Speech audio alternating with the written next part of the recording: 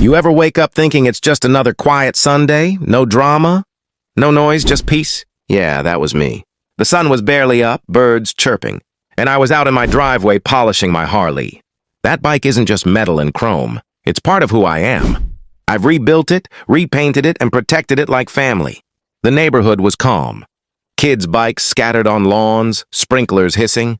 I lived in one of those perfect HOA neighborhoods, where everyone smiles fake hellos but secretly reports you if your trash can's out too long.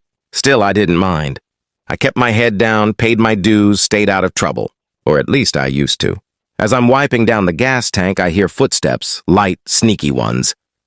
I look up and there he is. Karen's son. Hoodie up, acting like he's in some video game stealth mission. Now let me tell you about Karen. She's the self-proclaimed queen of the HOA. The type who thinks every rule was written personally for her. If your grass is 1 inch too long, she's knocking on your door. If your truck's parked sideways, she's emailing the board. Yeah, that Karen. Her son, though? A kid maybe 17 or 18. Lazy attitude, always on his phone, hanging with the wrong crowd. We'd never spoken much, just nods. Sometimes eye rolls when his mom dragged him to HOA meetings. So there he was, staring at my Harley. At first I thought maybe he just wanted to look, but then he reached for the handlebar. I stood up slowly. Hey kid, you lost? He froze. His hand hung midair like he'd just been caught robbing a bank. I was just looking, man. Cool bike? Looking? I raised an eyebrow. You usually look by touching? He smirked. That cocky teenage smirk that says, yeah, what are you gonna do about it? I stepped closer, wiping my hands with a rag. Step away from the Harley. He shrugged. Relax, dude. It's just a bike. Yeah, I said quietly. And that's just your life. You don't mess with either of them. The smirk faded a little, but not enough to stop him. He swung a leg over the seat like it was his. That's when my blood boiled. Get off my bike. He looked at me, like testing how far he could go. But when I took one slow step forward, he got the message. He hopped off, muttered something under his breath, and walked off down the sidewalk. I shook my head and thought, damn kids these days. I wish that was the end of it. An hour later, I heard voices outside, loud ones. I walked out, and guess who was in my driveway again? Karen. Arms crossed, face red like she'd just run a marathon fueled by rage. And her son, standing behind her, fake crying. She started yelling before I could even say hello. How dare you threaten my son? I blinked. Excuse me? You heard me, she barked, stepping closer. He told me everything. You screamed at him. You scared him half to death over a motorcycle. Over my motorcycle, I corrected, calm but cold, which he was trying to ride without, asking. She gasped dramatically. He's a child. He's taller than me and tried to start my bike. That's not a child. That's a thief. Her jaw dropped. You can't talk to me like that. I'm on the HOA board. I almost laughed. Karen, I don't care if you're on the United Nations board. Teach your kid some manners. That's when her son spoke up, voice dripping with fake innocence. Mom, he threatened me. He said he'd ruin my life. Karen turned to me like I'd just confessed to a crime. Oh, so now you're intimidating minors. I looked at the kid and said, buddy, you've got guts lying like that right in front of me. Karen whipped out her phone. That's it. I'm calling the police. I folded my arms. Go ahead. 5 minutes later, the sound of sirens echoed down the street. Blue and red lights flashed across the white picket fences. Neighbors peeked through curtains, recording with their phones. Just another day in suburban paradise, right? 2 officers stepped out. One looked young and nervous, the other older and calm. The older one walked up to me first. Sir, we got a call about a confrontation. Everything okay here? Before I could answer, Karen jumped in. He threatened my son.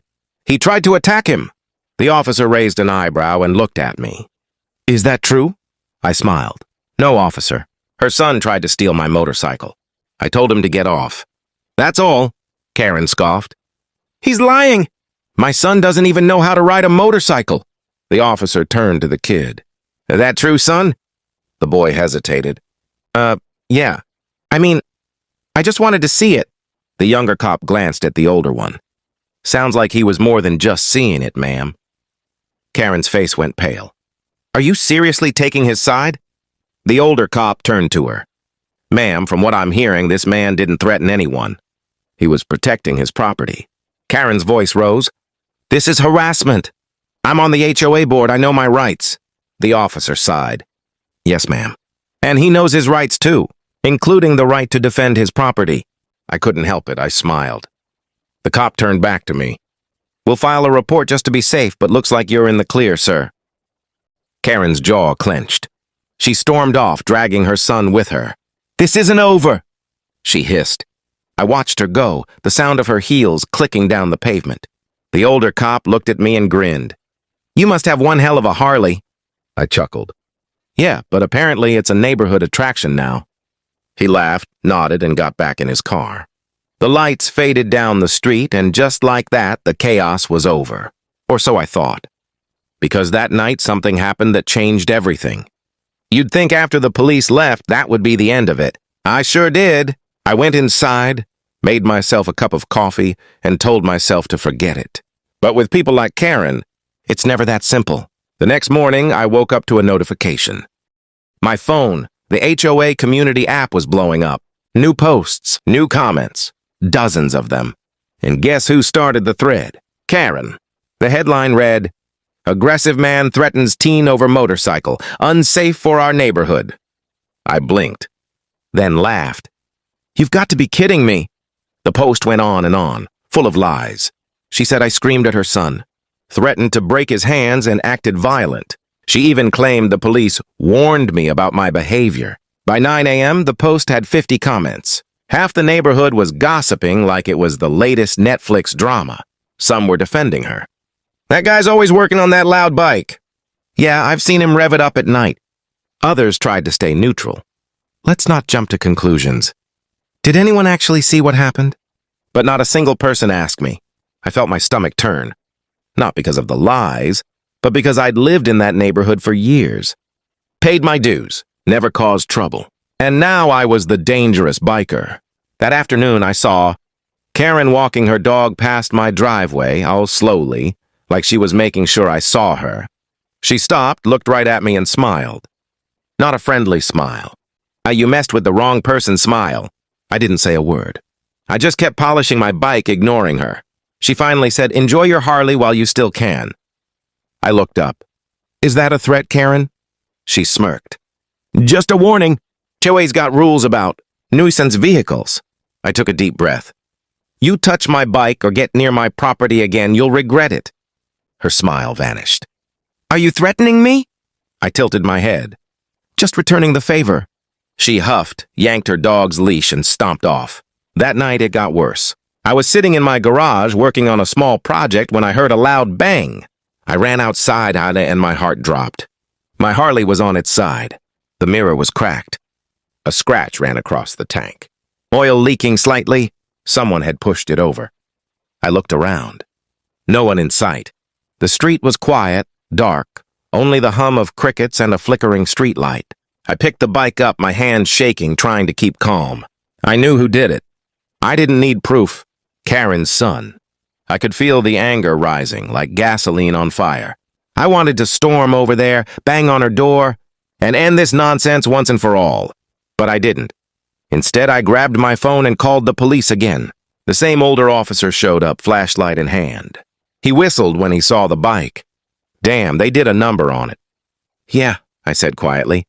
You think it's her kid again? He shrugged. Could be. You got cameras? I nodded. Just installed one last month. We checked the footage on my phone.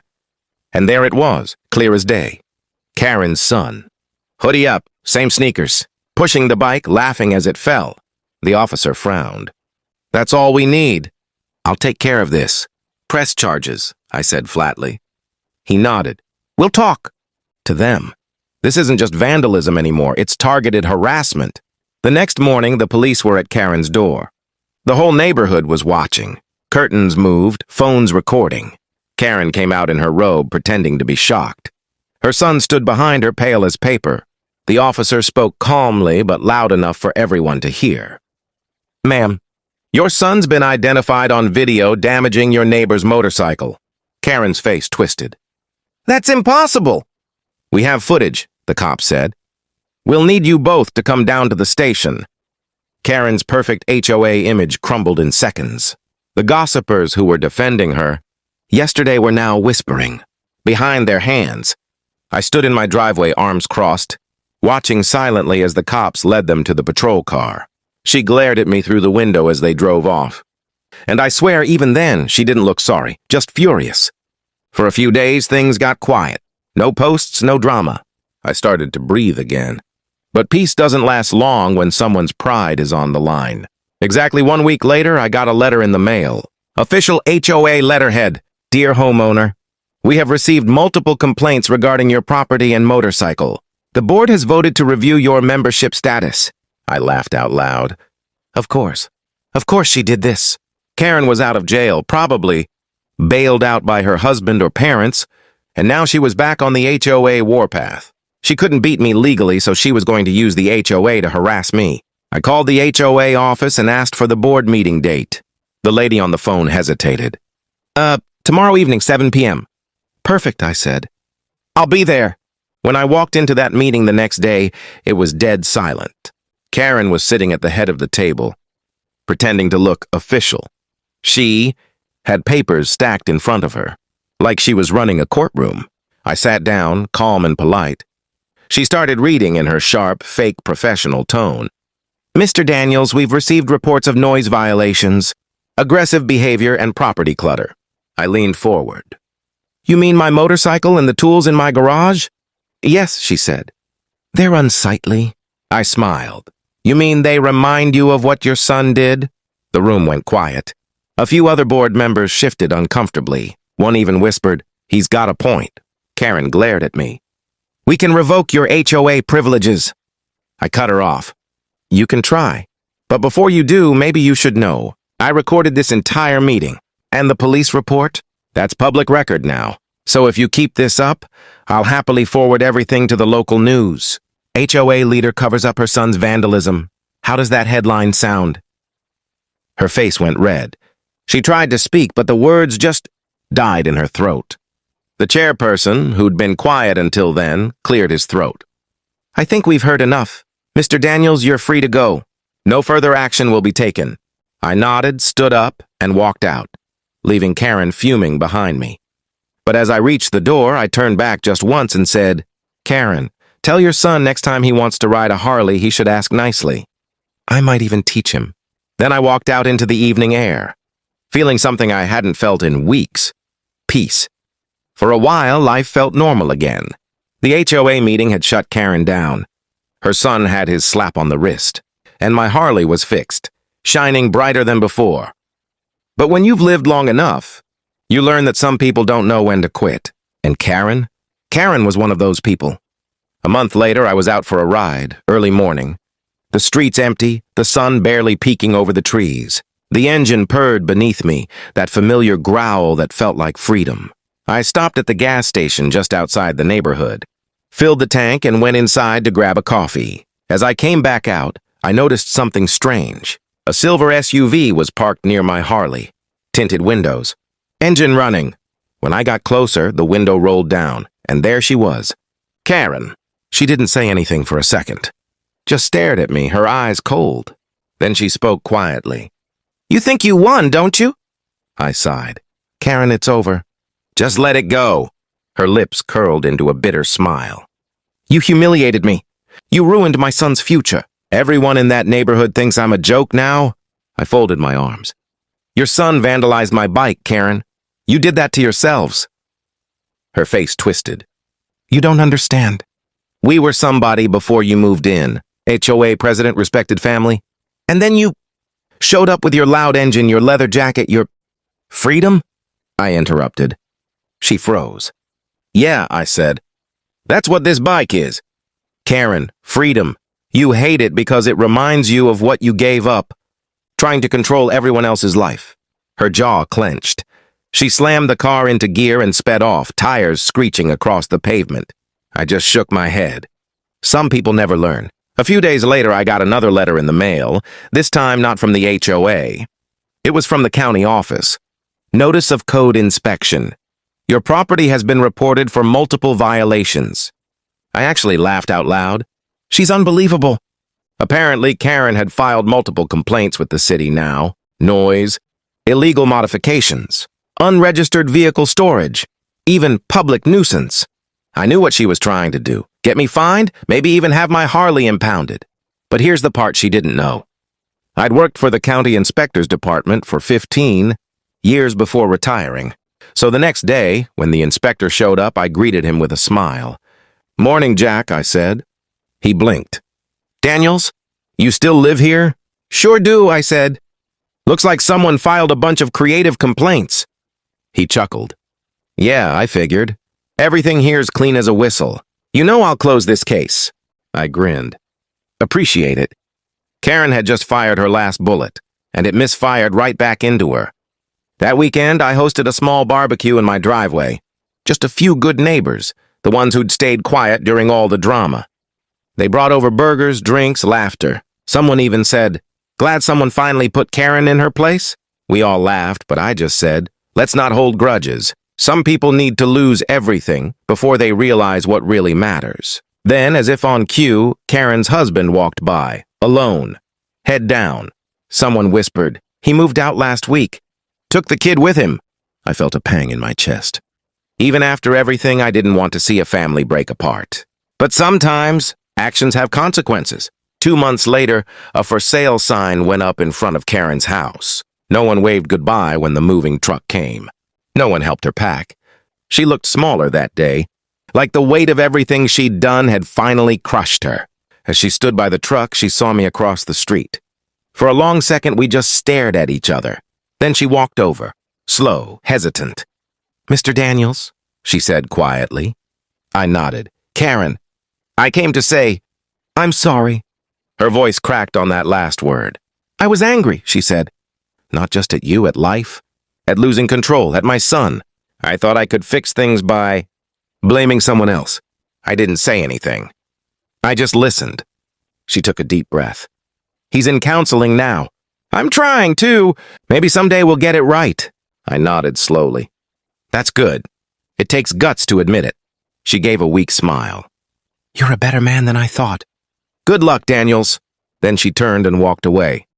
Leaving behind the neighborhood, she once ruled like a queen. A few weeks later, things finally felt peaceful. No more HOA drama, no angry post. Just quiet mornings and open roads. I'd wake up, drink my coffee, roll my Harley out of the garage and hit the highway. Sometimes when I rode past that old house, I'd glance at it and think about how quickly life can change, how pride, anger, and ego can destroy everything if you let them. And every time I'd whisper the same words to myself. Let go or be dragged. Epilogue. The lesson behind the ride. It's been a year now. The new neighbors are kind folks, a young couple just starting out. They wave every morning when I pass by. The HOA, it's calmer these days. People learned something from Karen's story, even if they don't talk about it out loud. As for me, I've realized something too. It's easy to fight hate with hate, but it takes real strength to stay calm, to let the truth do the talking. Because the truth always wins, even if it takes a few bumps, a few scratches, and one fallen Harley to prove it. If you've ever had to deal with a Karen in your life, someone who tried to tear you down, twist the truth, or make your life miserable, remember this. Don't lose your peace for their chaos. Stand your ground, stay calm. Let your actions speak louder than their noise.